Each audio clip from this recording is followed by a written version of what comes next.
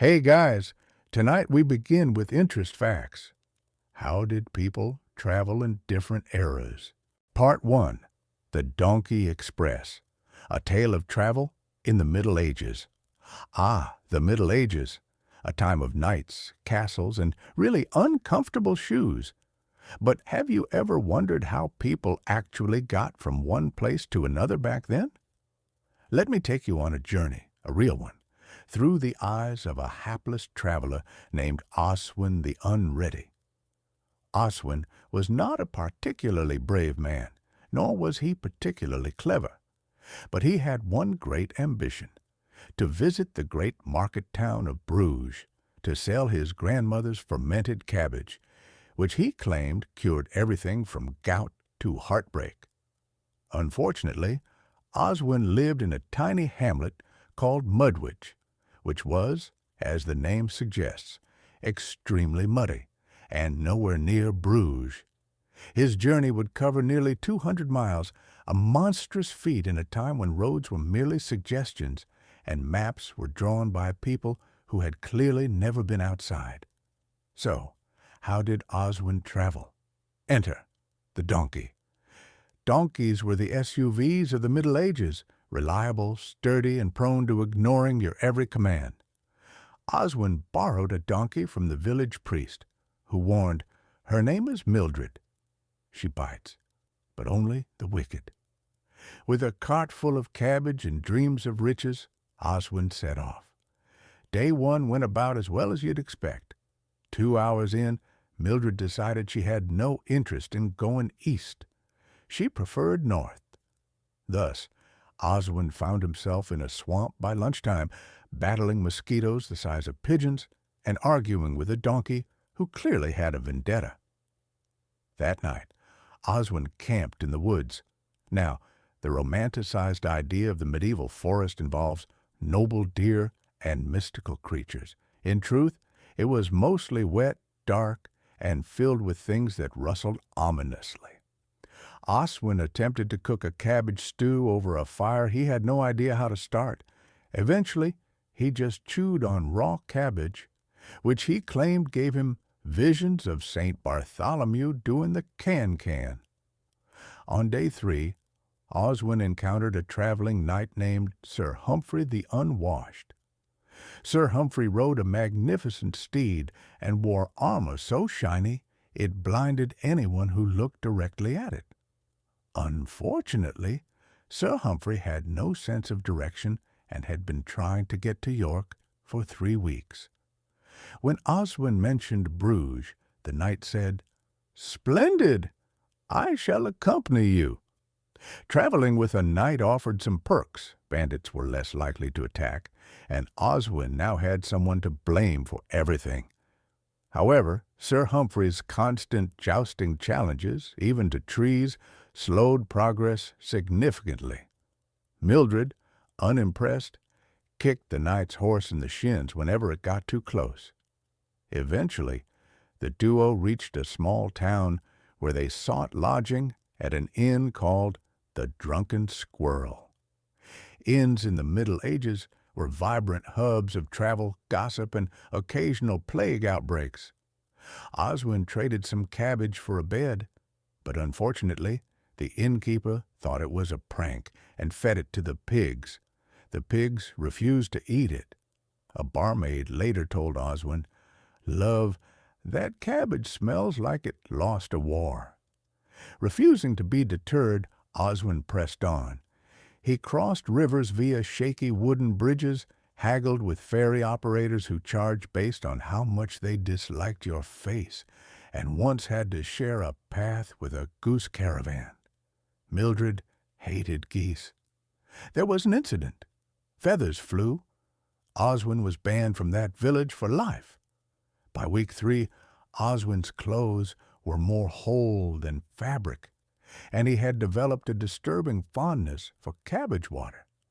He kept a journal where he wrote, "Day 17, Mildred tried to kill me in my sleep. I respect her cunning."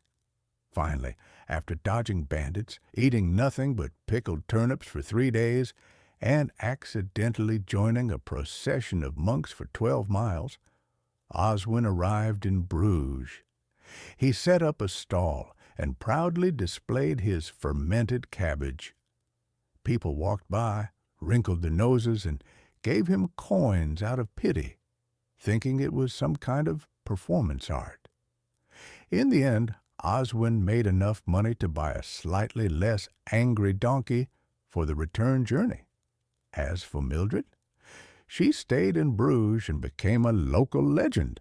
Some say you can still hear her braying at tourists who dare to feed her cabbage. Part 2. Veni, Vidi, Vexi, a Roman road trip. Picture it, Rome, 2nd century A.D.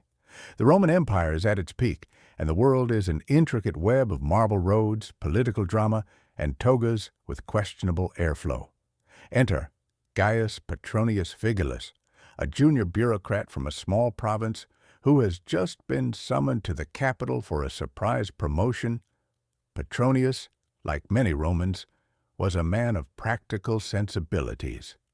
He enjoyed stable government, decently chilled wine, and walking in straight lines. Fortunately for him, Roman roads were built by the gods of civil engineering. Straight, solid, and stretching across thousands of miles, these roads were an ancient miracle of logistics.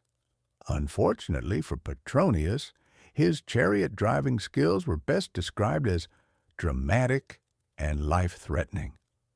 He began his journey from Lutetia, modern-day Paris, with a borrowed chariot and 2 mules named Mars and Venus.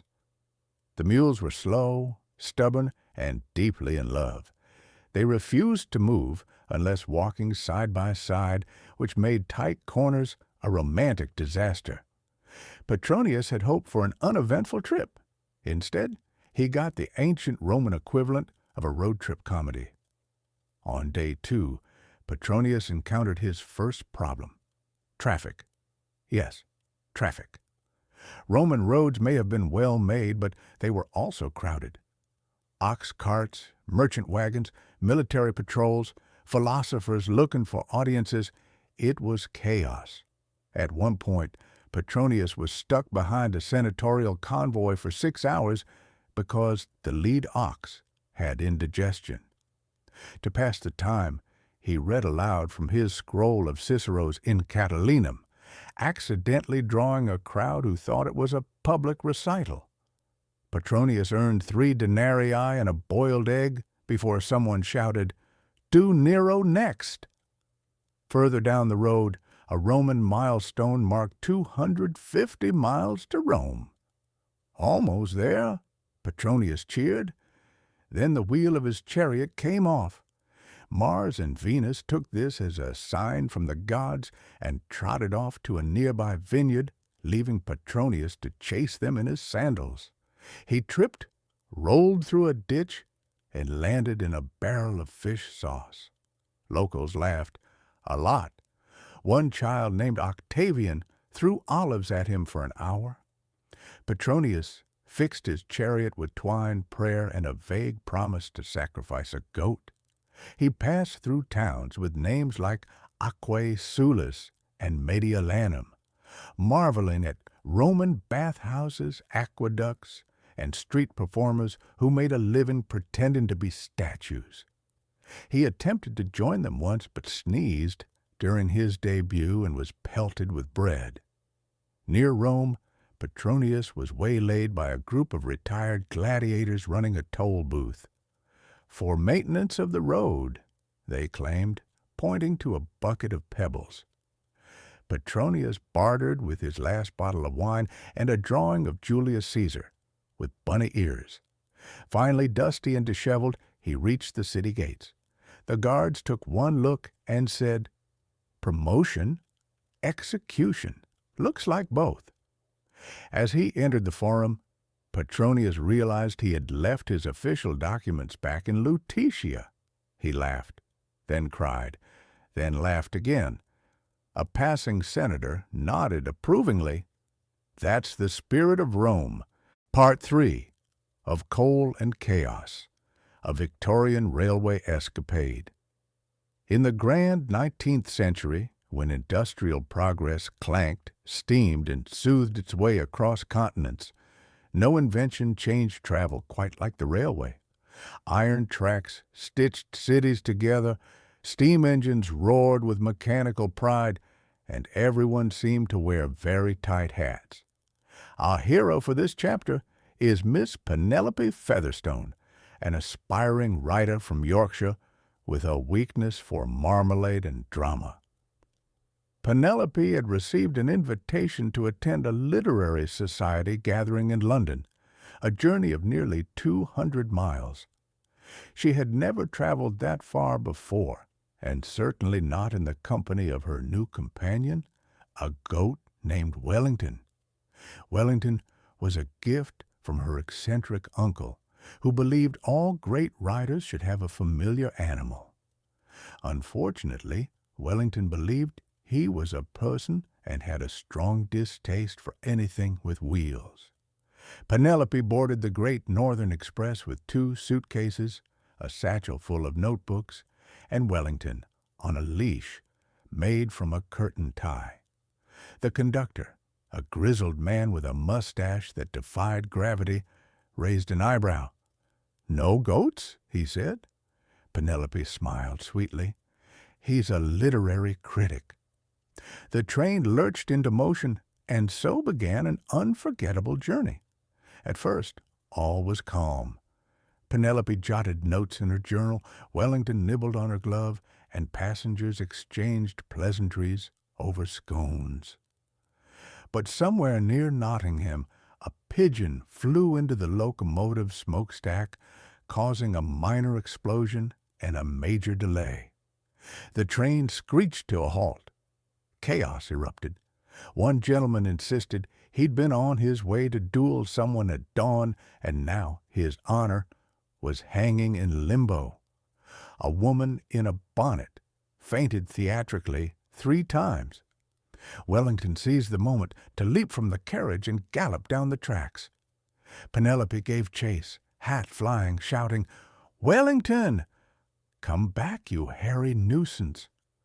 She was joined by a Scottish engineer and a pastry vendor wielding a rolling pin. They found Wellington head-butting a signal post with remarkable precision.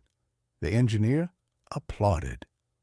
Back on the train, they resumed their journey. However, the delay caused them to miss a connection in Peterborough, and Penelope found herself at a small station called Bumbleshire-on-Mire. There, she befriended a retired opera singer, a clockmaker, and a woman who spoke only in riddles.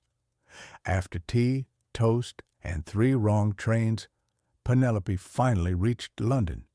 She was late, covered in soot, and Wellington had eaten part of her speech. But the literary society was so entertained by her tale of railway chaos that they gave her a standing ovation. She went on to publish her first book, Travel by Steam and Scone, and Wellington became a minor celebrity, known for chewing the tassels off famous hats. Part 4. Wings of Wax and Whimsy, The Dawn of Flight. The year was 1910, and the skies had only just begun to entertain the idea of human flight. Across Europe and America, mad inventors with even madder mustaches built wooden contraptions that looked like angry dragonflies and insisted they were perfectly airworthy. Among them stood one Reginald Archibald Prim, a man with a passion for mechanics, an allergy to birds, and a rather optimistic belief in his own invincibility. Reginald wasn't a pilot, not really. He was a haberdasher from Sheffield with a fondness for tinkering. But after attending a demonstration by a French aviator who soared nearly 20 feet above the ground before crashing into a duck pond, Reginald decided he too was destined to conquer the heavens. Flight, he declared to no one in particular, is simply walking in the sky. His first flying machine, the aeronautical Prim Y, was built from garden furniture, bits of umbrella, and a bicycle. The neighbors were skeptical. His Aunt Mildred placed a bet that he wouldn't make it past the compost heap. His dog, Cedric, refused to go near it. The launch site was a gently sloping hill behind the village post office. A crowd gathered, mainly to watch what they were sure would be an enthusiastic injury. Reginald donned his leather cap, goggles the size of dinner plates, and shouted, "To the clouds!" He pedaled furiously, the wings flapping like confused laundry. For a glorious 3 seconds, the prim eye lifted into the air. Birds scattered, a cow mooed in horror. Then the machine veered left, performed a somersault, and landed in a hedgerow. Undeterred and slightly thornier than before, Reginald took inspiration from actual aviation pioneers and traveled to Paris. He enrolled in a flying school where the instructors spoke rapid French, gestured wildly, and seemed perpetually alarmed. His French was limited to fromage and je suis très flambé, which was unfortunately relevant during his third lesson involving a misfueled engine. Despite these setbacks, Reginald eventually flew, properly. He soloed a rickety Blériot-style monoplane that looked like a giant moth with commitment issues. He took off, circled the airfield, and returned to the ground upright. The instructor wept tears of pride or relief. It was hard to tell. Flush with confidence, Reginald signed up for a cross-country air rally from Amiens to Lyon. He painted Prim's pillows, soft as a cloud, fly like one too on the fuselage, hoping for brand synergy. The event was a grand spectacle.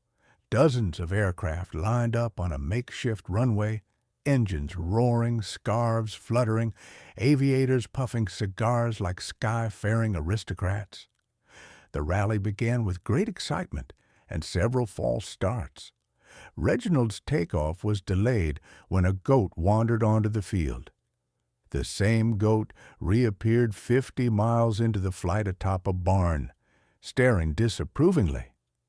Reginald swore it was the same one from Yorkshire, though no one believed him. The journey was a test of courage, wind resistance, and bladder control. Planes dropped out one by one, some due to engine failure, others because their pilots got distracted by pastries. Reginald, however, kept going. He navigated by rivers, railways, and the occasional very surprised shepherd. In the skies above Burgundy, a flock of storks formed a formation beside him. One winked, or blinked. Either way, it unnerved him, and he spilled tea on the control panel. That led to a brief dive into a vineyard where he harvested grapes by wingtip before bouncing back into the air with a cheer and half a wine barrel stuck to the undercarriage. Night flying was not advised, but Reginald missed the final checkpoint and had to make a moonlit landing in a cow field. Cows, as it turns out, do not appreciate visitors from the sky. He was chased into a haystack and remained there until morning, writing poetry and humming a tune that he claimed came to him from above. When he finally reached Lyon, he was third to arrive, but the first to land without crashing or needing medical attention. Spectators carried him through the streets cheering, while his plane was towed by a man with a baguette under one arm and a chicken on a leash. Reginald was hailed as the gentleman of the skies. Newspapers printed his story with headlines like "From Hats to Heights" and "Haberdasher Defies Gravity." His flying days weren't over. He'd go on to build 3 more aircraft and crash 2 of them. But in that golden summer of 1910, Reginald Archibald Prim became a symbol of early aviation's blend of courage, lunacy, and unshakable optimism. Cedric the dog, however, remained unimpressed. Part 5. Sails, scurvy, and sudden storms. A high seas tale of the age of exploration. The 16th century was the golden age of exploration, a time when brave souls dared to sail into the unknown with nothing but maps that looked like children's drawings and a strong hope they wouldn't fall off the edge of the earth. Among these daring voyagers was Captain Bartholomew Biscuit Jones, a man whose nickname came from his remarkable ability to always find the last stale biscuit in any ship's stores. Captain Biscuit was not your typical naval hero. He was more renowned for his dramatic storytelling than for his actual sailing skills. But he had one thing all great explorers needed: enthusiasm mixed with a healthy dose of ignorance. The year was 1589, and Biscuit had secured funding for an expedition to find the fabled Spice Islands. His ship, the Salty Turnip, was a galleon held together by prayers, barnacles, and an alarming amount of rope. The crew was a colorful mix of sailors, misfits, and one man who insisted he was a wizard, but only ever conjured headaches. They set sail from Plymouth with high hopes, a poorly translated Portuguese map, and an entire barrel of salted cod that would haunt them for months. The voyage began well enough: fair winds, calm seas, and only one minor mutiny.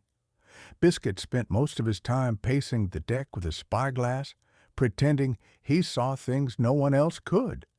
There! A kraken, or possibly a large wave.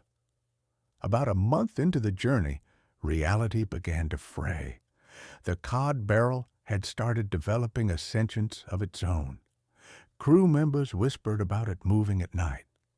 The ship's parrot began quoting Shakespeare with alarming accuracy, and the navigator, a man named Tobias Withering, confessed he had no idea where they were, but was too embarrassed to say so earlier. "Captain," Tobias mumbled one morning, "we might have passed the same island 4 times. "Good," Biscuit replied. "That means it's definitely important." They stopped briefly at a small, uncharted island to restock water, and were greeted by friendly locals who found the crew utterly baffling. Biscuit tried to trade a broken compass for coconuts. The parrot offended a local chieftain by calling his hat underwhelming. And one crewman, while attempting to demonstrate European dancing, fell into a ceremonial fire pit and had to be doused in fruit juice. Back at sea, storms became frequent guests. One particularly memorable tempest hit during dinner, flipping the entire stew pot into the captain's quarters. Biscuit, ever the optimist, declared it the most seasoned soup I've ever slept in. Morale fluctuated with the tides. The wizard performed nightly readings of the stars, which mostly involved vague predictions like, "You will be wet soon," and "a fish shall speak to you." The crew took these prophecies seriously after a flying fish smacked Tobias in the face mid-snore. Eventually, after weeks of aimless wandering and consuming nothing but ship's biscuit and hope, land was sighted. They had reached somewhere. It was definitely tropical, maybe even important. Biscuit claimed it was the fabled Spice Islands. Tobias insisted it was probably just a particularly large sandbar. The wizard muttered, "I dreamed of this place. Also, my shoes are haunted." They disembarked in celebration, planting a flag made from old socks and declaring the land New Biscuitonia. They explored for a day before realizing the island was inhabited by a tribe who spoke perfect Spanish and were very confused by the sudden invasion of confused, stinky men with no plan. The local leader, Don Ernesto, explained that they were actually on the coast of South America, nowhere near the Spice Islands. Biscuit shrugged. A minor detour in the grand design of fate. After several awkward dinners and a gift exchange involving a ukulele and dried fish, Biscuit struck a deal for fresh provisions and returned to the salty turnip with a new sense of purpose. Get home alive, preferably without more stew-based disasters. The return voyage was smoother, save for one incident where the ship's rudder was replaced with a giant spoon after a structural mishap. The crew made up sea shanties to pass the time, including the haunting ballad, "O Cod of the Night, Why Do You Stare?" After nearly a year at sea, they returned to England with no spices, no maps, and no sense of direction, but with barrels of stories, questionable souvenirs, and a parrot who had taken up limericks. Captain Biscuit was welcomed back as a hero, not for discovering anything useful, but because people adored his ridiculous tales. He became a favorite of taverns and courts, spinning yarns about flying turtles, sentient coconuts, and a mysterious island of dancing goats. As for the crew, they dispersed across the country, occasionally reuniting for reunions where no one was allowed to speak of the stew incident. The parrot went on to publish a book, and the salty turnip, it was retired. Part 6. Wheels, Whistles, and Wandering Souls. The Steam-Powered Saga of the 19th Century. The 19th century was the era of steam, soot, and spectacular mustaches. Nothing embodied this more than the glorious invention of the steam train, a fire-breathing iron beast that brought speed, style, and the occasional soot in the eye to travelers across continents. Among these travelers was Edwin T. Farnsworth, a gentleman of refined manners, dubious maps, and an insatiable thirst for travel. Edwin wasn't a professional explorer, he was a wandering soul, who had once mistaken a map of the London Underground for a treasure map, and spent 3 weeks trying to decode it in Yorkshire. Edwin's journey began at Victoria Station, London, with a crumpled timetable, a suitcase packed entirely with hats, and a ticket for the newly launched locomotive service bound for Edinburgh. His traveling companion was Mrs. Penelope Arbuckle, an eccentric botanist who carried a potted cactus named Bernard and insisted he was the reincarnation of her late husband. As the train chugged to life, Edwin gasped with delight. "Ah, the sound of progress!" he cried, just before a cloud of steam rendered his monocle useless and sent Penelope's hat into a pigeon coop. Inside the train, the scene was a blend of aristocratic elegance and mild chaos.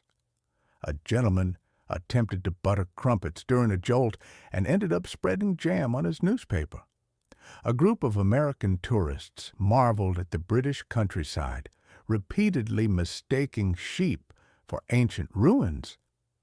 And in the third-class carriage, a fiddler played an endless jig that caused a baby to hiccup rhythmically for 6 hours. Halfway through the journey, Edwin decided to explore the length of the train. In the dining car, he accidentally started a heated argument over whether tea should be poured before or after the milk. In the luggage compartment, he found a stowaway parrot who insisted he was Napoleon and demanded a biscuit. The real trouble began when the train stopped abruptly outside a small village in Northumberland. A cow, majestic and immovable, had decided to nap on the tracks. The conductor, a man named Frank with a mustache like a broom, tried everything: bells, whistles, shouting poetry. Nothing worked. "I say," Edwin volunteered, "perhaps it simply needs motivation." He then approached the cow and began reading from Byron. The cow snorted and rolled over. Penelope offered Bernard as a sacrifice. The cow remained unimpressed. Eventually, the solution came in the form of a very energetic terrier, named Mr. Snuffles, who belonged to a little girl in the second-class car. One bark later, the cow was gone, and the journey resumed with only minor delays and an incident involving rogue marmalade. As the train approached Edinburgh, the passengers gathered at the windows, craning to see the famous Forth Bridge and marveling at the engineering marvels of the age. Edwin pulled out a notebook and jotted down ideas for his next journey, which he was now determined would include a dirigible, 3 goats, and no marmalade. Upon arrival, Penelope was reunited with her cousin, who immediately questioned her decision to bring a cactus on holiday.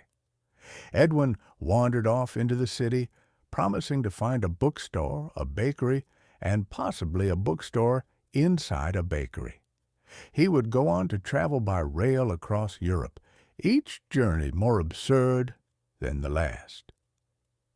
There was the time he mistook a sleeping Hungarian diplomat for his bunkmate and ended up in Vienna instead of Venice. Or when he tried to bribe a French conductor with a box of scones, only to find he was on a cargo train full of cabbages. But nothing quite matched that first great steam-powered adventure. It was a moment of magic, motion, and mayhem, a memory steeped in soot and steeped even more in tea. In the end, Edwin became a legend among railway circles, known as the man who once dined in every dining car from Dover to Delhi. His legacy lived on in the form of travel brochures, exaggerated anecdotes, and a commemorative teacup featuring Bernard the cactus. And the parrot? He eventually found work on a canal boat, shouting French military commands at ducks. Part 7. Carriages, corsets, and curious contraptions. The travel trials of Victorian high society. In the late 1800s, long before the dawn of reliable cars and reasonably quiet luggage, high society in England had mastered the art of uncomfortable yet fabulously stylish travel. Carriages were the main mode of transportation, rattling wooden boxes with wheels, upholstered in velvet and optimism. Lady Winifred Blodgett was among the elite few who considered herself a seasoned traveler. She had visited Brighton thrice, Bath twice, and once famously got lost in her own estate's hedge maze for a full afternoon, requiring the butler and 2 Labradors to extract her. This time, Lady Winifred was on a mission to attend the annual Society of Floral Arrangers Grand Gala in Oxford. Accompanying her was her ever-faithful maid, Mildred, whose job included, but was not limited to, packing 14 hats, maintaining composure during wheel detachment, and restraining Winifred's flair for theatrical gasps. They departed at precisely 9 o'clock in the morning in an elegant barouche carriage drawn by a pair of well-groomed but existentially confused horses named Prunella and Horace. The coachman, Mr. Humphrey, had a handlebar mustache so wide it required its own comb. The first hour passed in relative comfort, interrupted only by Winifred's repeated insistence that the road was bumpier than usual, and her immediate denial of it 2 minutes later. Mildred read aloud from Ladies' Weekly Etiquette Digest, pausing only when they passed a herd of sheep that appeared to judge them silently. All was well until they reached the small village of Gumblethorpe, where they were waylaid by a flock of geese who had claimed the road in protest of something very important to geese. Mr. Humphrey attempted diplomacy, but was pecked on the shin. Mildred offered scones in a peace gesture. This was accepted. The geese parted. The next leg of the journey involved a stop at a coaching inn for refreshments and to stretch the legs, which in Victorian terms meant sipping tea very slowly while pretending to enjoy the scent of horse. Winifred ordered tea, then fainted dramatically when served in a porcelain cup with a hairline crack. It was here they met Reginald Pompfeather, a fellow traveler and amateur inventor, who claimed to have created a portable foot warmer that doubled as a soup heater. Curious, Lady Winifred allowed him to demonstrate, which resulted in warm ankles and chicken broth leaking onto the cushions. Back on the road, the weather shifted dramatically, as it often did in England. A sudden rainstorm turned the road into soup, and the wheels into suggestions. The carriage got stuck in the mud. Mr. Humphrey produced a shovel. Mildred produced a flask. Winifred produced shrieks of, "We are surely doomed," until a passing farmer with a stout ox offered to pull them free. Grateful, Winifred gifted the man a lace handkerchief and mild confusion. They resumed their journey, only to be delayed again when one of Prunella's horseshoes came loose, prompting a lengthy and highly theatrical debate between Mr. Humphrey and the ox's owner about the best method of shoe application. Eventually, they arrived in Oxford, 3 hours late, slightly damp, but alive. The gala was already underway.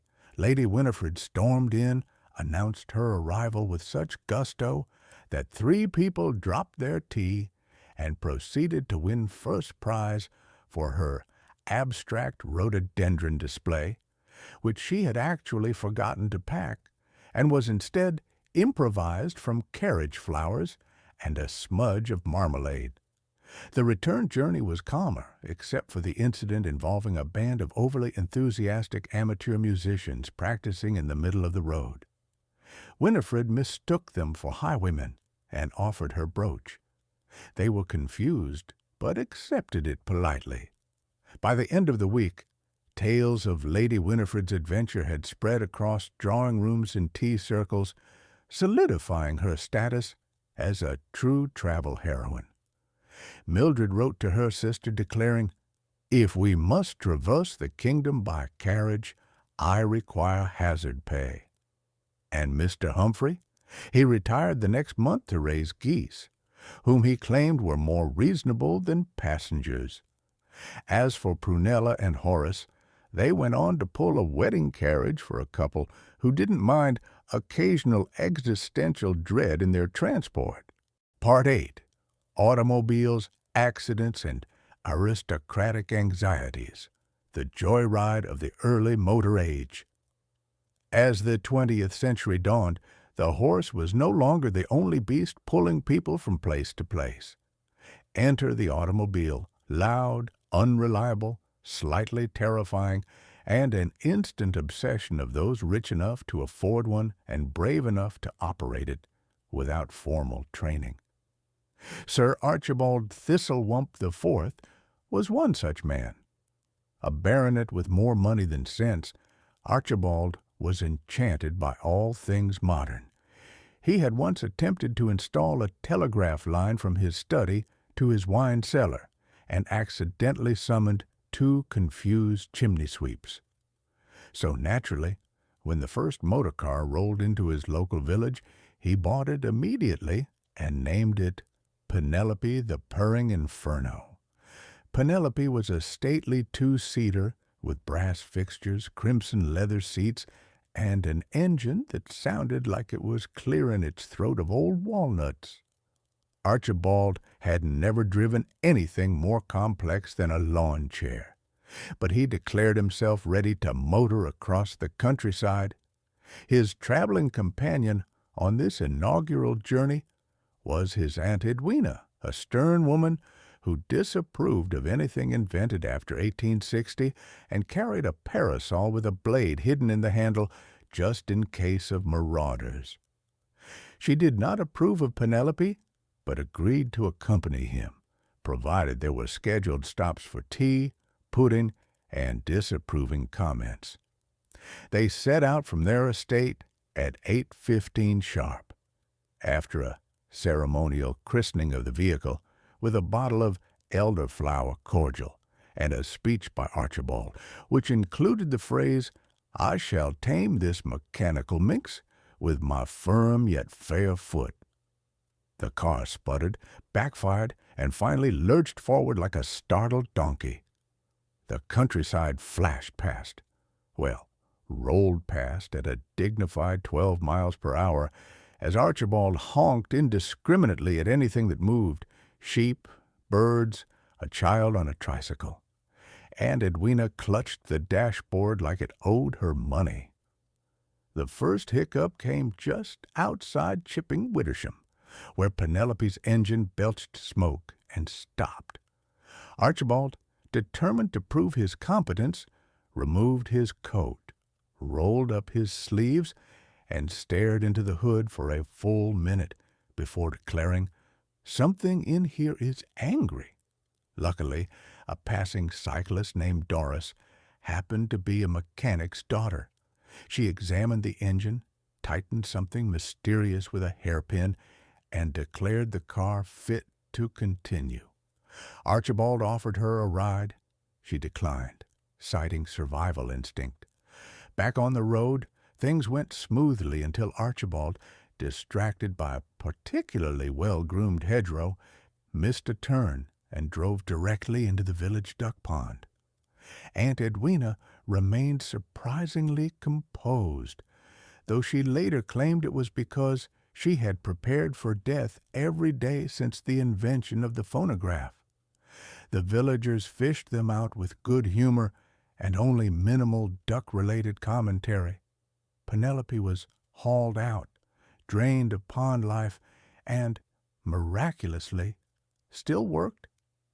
Aunt Edwina refused to re-enter until Archibald promised to stick to roads and avoid any body of water deeper than a teacup. They reached their destination, a quaint inn in Bumblethorpe, drenched, dazed, and slightly duck-scented. The innkeeper offered hot towels and a complimentary slice of cake. Archibald recounted the tale of their near triumph to anyone who would listen, including a deaf terrier and a portrait of Queen Victoria. The return trip was less eventful, save for one incident involving a herd of curious cows who surrounded the car and refused to move until Aunt Edwina threatened them with her parasol blade. Archibald declared her a cow whisperer of the first order. By the time they rolled back into the estate, Penelope was muddy, rattling suspiciously, and proudly wore a duck feather in her radiator grill.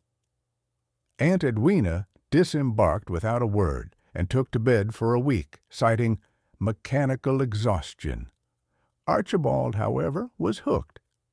He organized local motoring clubs, drafted plans for a motor-powered lawn bowling machine, and attempted to challenge the postmaster to a race. He lost, spectacularly, though Penelope eventually retired to the barn, where she was used as a nesting site for an owl named Herbert. Her legacy endured in village legend, the tale of the gentleman, the parasol-wielding ant, and the motor car that survived a duck pond. And Aunt Edwina? She refused to ride in anything without hooves for the rest of her life, though she kept the feather on her mantle as proof of her terrifying automotive escapade. Part 9. Across the country by bus, dust, diesel, and daring journeys. Of the interwar years, when the world began to settle after the First World War, travel transformed yet again. While the wealthy still clung to private motor cars and the railways remained a staple, a new vehicle took to the road, the motor coach. Less elegant than a train and more affordable than an automobile, it became the chariot of the masses. These long, rumbling buses were built for endurance rather than comfort. They shook over cobblestone streets like maracas, groaned up hills like old dogs, and carried with them a determined population ready to see the country, despite questionable upholstery and unpredictable schedules. A typical journey began before sunrise, with passengers crowding into the depot like sardines in Tweed. The coach driver, a cheerful figure with a deep tan and a scarf that flapped like a flag, greeted each traveler with the same three phrases: "Tickets, please," "Watch your step," and "Hope you brought sandwiches." As the coach pulled out of town, engines sputtering like a tired smoker, the journey truly began. Windows rattled, luggage bounced. At least one passenger would inevitably spill tea on themselves before reaching the first hill. Inside the coach, every seat had its own quirks. Some offered a view of the countryside, others offered only the back of someone's hat. Over time, travelers learned the social etiquette of shared space: never comment on snoring, always share boiled sweets, and if someone offers you a sandwich, accept regardless of contents. Breakdowns were not just possible, they were expected. A hill too steep, a tire too thin, or a goose too stubborn could bring the entire expedition to a standstill. The driver would leap out with a wrench, a whistle, and some string, mutter a few phrases not found in any etiquette book, and somehow revive the lumbering beast back to life. There was a kind of charm in these inconveniences. When the bus stopped in small towns, passengers would pile out like tourists on a grand expedition. They'd sample strange pastries, ask where the lavatory was, and return clutching odd souvenirs, often inexplicably involving walnuts or ceramic cats. Occasionally, the bus would detour down a scenic route, scenic being code for unpaved and full of sheep. Children would press their noses to the glass as hills rolled past and farmers waved lazily from fields. Elderly travelers knitted or dozed, their heads bobbing like dashboard ornaments. Rain was inevitable. On wet days, windows fogged and conversations turned philosophical. Strangers swapped stories, some true, some highly dramatized. One man claimed he'd once shared a seat with a chicken that knew Morse code. Another swore he'd seen a ghost at a rest stop near Leeds. Whether truth or travel-born fiction, no one questioned it. Everyone was in on the story now. There were triumphs, too, the thrill of arriving on time, the moment when the tea thermos still held warmth, the rare and glorious event of a countryside sunset visible through both side windows at once. By the journey's end, the passengers had become a strange temporary family. They disembarked with aching legs and a sense of accomplishment. Some hugged. Others promised to write. Few ever did. But they left the bus with stories they'd retell for years, exaggerated with each telling. It wasn't glamorous, and it certainly wasn't quiet. But it was travel. Honest, unpredictable, full of mishaps and marvels. And for a few shillings and a packed lunch, it opened the door to adventure, laughter, and the kind of memories that stuck to your coat long after the dust had settled. Part 10. Riding the Rails. Steam, Soot, and Serendipity in the Age of Trains. There was a time when the sound of a whistle slicing through the morning fog could stir the spirit more than any call to adventure. This was the golden age of train travel, when steam engines ruled the tracks and stitched together cities, countrysides, and coastlines with ribbons of iron. Train stations were bustling sanctuaries of movement and purpose. There was the scent of coal smoke and polished wood, of coffee served in tiny porcelain cups, and newspapers rustling like restless birds. Travelers moved with determined elegance, porters danced with luggage, and clocks loomed over everything like referees of departure. A journey by train began with a ticket that doubled as a key to unknown places. Boarding meant stepping into a world of clackety rhythms and a kind of mechanical lullaby. The carriages had velvet benches or wooden seats, brass fixtures and the faint aroma of adventure mixed with last week's tobacco. There were compartments to share with strangers, strangers who soon became reluctant confidants or snoring companions. There were always characters, the fidgeting businessman reciting figures, the wide-eyed child counting cows, the traveler with a mysterious suitcase that made a suspicious squish. The landscape unrolled like a living painting, each window framing a moment. Hills blurred into forests, villages waved their chimneys in greeting, and rivers raced alongside as if competing. Every bridge brought the thrill of height, every tunnel a moment of darkness that reset the view.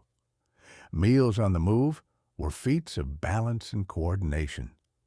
A ham sandwich eaten at 40 miles per hour became a gastronomic event. Tea was served in cups too delicate for the swaying, and every now and then someone would spill theirs with such poise it seemed rehearsed. Train travel was never without incident. A stalled engine led to long stretches of staring at sheep. An unexpected switch sent the train briefly to the wrong station, prompting collective head tilts and muttered maps. Occasionally, the train would stop for no reason at all, as though admiring a particular tree. Passengers would peer out with mild concern before returning to their books, their biscuits, and their quiet contentment. Conversations bloomed in shared carriages. Old stories were told. Young dreams were outlined. There was always someone playing cards, someone sketching the view, someone reading a detective novel as if preparing for a case. Night travel had its own rhythm. The lights dimmed, the carriage hushed. People dozed, lulled by the click-clack and the gentle rock. Curtains were drawn, scarves became pillows. In that rolling cocoon, time softened. Distance felt less like a measure and more like a mood. Occasionally, the silence was broken by a group of late boarders rustling into seats, or a conductor moving through with a lantern and a low whistle. Outside, moonlight skimmed over the tracks, and shadows darted through the trees like curious whispers. Arrival came both too soon and just in time. There was the final screech of brakes, the shuffle of feet, the thump of cases dragged from racks. Partings were brief, goodbyes were murmured, and yet something lingered, a shared experience between travelers that didn't need words. Even long after steam gave way to diesel and sleek designs replaced clunky charm, the memory of those train journeys remained. They were not merely about transport, they were about the stories told between stations, the view from a fogged window, the sense of moving and belonging to something larger. To ride the rails was to surrender to momentum, to witness the world in chapters and still find oneself at the heart of it. Travel, in its purest form, not fast, not always clean, but deeply and undeniably human. Part 11. The Early Days of Air Travel, Clouds, Clunks, and Courage. At the dawn of the 20th century, the idea of flying was as thrilling as it was terrifying. The world was just waking up to the possibility that humans might leave the Earth behind, not by balloon or airship, but in strange, creaky machines powered by engines that sputtered like stubborn mules. Airfields were little more than grassy meadows, sometimes shared with grazing sheep or the occasional startled farmer. A handful of pilots gathered, clad in leather jackets and goggles, looking like they stepped out of a novel about sky pirates. Their machines varied wildly. Some resembled oversized birds with wooden ribs and stretched fabric wings. Others looked like bicycles strung together with propellers. Passengers were rare and often treated like part of an exclusive club or guinea pigs. A journey by air meant enduring loud noises, a cold wind that cut through the thickest coats, and a sensation of sitting in a tin can hurtling through invisible currents. It wasn't comfortable, but it was undeniably spectacular. Takeoff was a nail-biting affair. The flimsy contraptions required a careful push, a strong headwind, and a prayer or two whispered to whatever deity was listening. Engines coughed and roared, wheels bounced along uneven ground until the moment when the machine lifted off in a wobble that suggested it might fall at any second. Once airborne, the views were breathtaking. Rolling fields unfurled like patchwork quilts. Rivers gleamed like silver ribbons. Tiny towns looked like dollhouses. And the noise of the world below was replaced by the steady hum of the engine and the whistle of the wind. Mid-flight, there was a constant awareness of fragility. The wings creaked. The pilot's hands clenched the controls tightly. Every bump in the air felt like a jolt to the heart. Weather was the enemy, and clouds held secrets of sudden turbulence and disorienting fog. Landings were equally dramatic. Pilots aimed for open fields, hoping to avoid cows, fences, and angry farmers. Touchdowns often resembled controlled crashes. The aircraft would bounce, tilt, and come to a stop, sometimes with a cheer, and sometimes with groans of relief. Despite the discomfort and risk, air travel quickly gained a devoted following. It promised speed, adventure, and the chance to see the world from a perspective no one had ever experienced before. Letters home described the feeling of flying as like riding on the back of a great restless bird, or being caught between the sky and the stars. The early days also inspired unexpected camaraderie. Passengers and pilots swapped stories of near misses, mechanical mishaps, and encounters with wild birds that apparently found these new metal birds rude intruders. One tale recounted a goose that chased a plane for miles, honking indignantly as if policing the skies. Airports, as we know them, did not yet exist. Instead, fields became gathering points where engines were repaired with wrenches, determination, and an occasional bottle of questionable lubricant. Mechanics wore grease-stained caps and worked side by side with pilots who were always ready for a new challenge. Travelers had to pack carefully. Warm clothes were a must, as open cockpits meant facing the elements head-on. Helmets and goggles were essential to keep wind and dust at bay. Comfort was sacrificed for the thrill of the journey.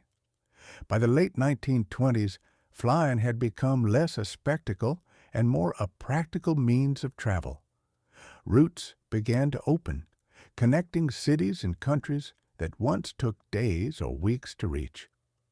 Yet, even as technology advanced, the spirit of daring and discovery that marked these early flights remained alive.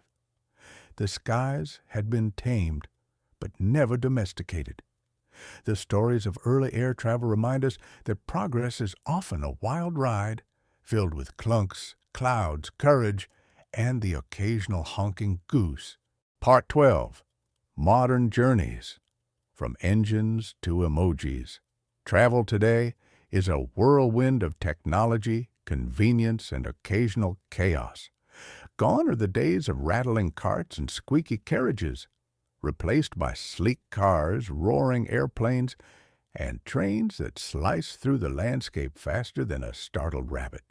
Yet, despite all the advances, the essence of travel remains the same: anticipation, mishaps, and moments that turn into stories. Airports have become mini-cities, bustling with hurried footsteps, endless queues, and an impressive array of coffee stands. Travelers juggle smartphones, suitcases, and the ever-elusive boarding passes, often wondering how something so vital can seem so fragile. Security checks involve shoes off, laptops out, and a series of polite but firm interrogations by scanners that beep at the slightest hint of mystery.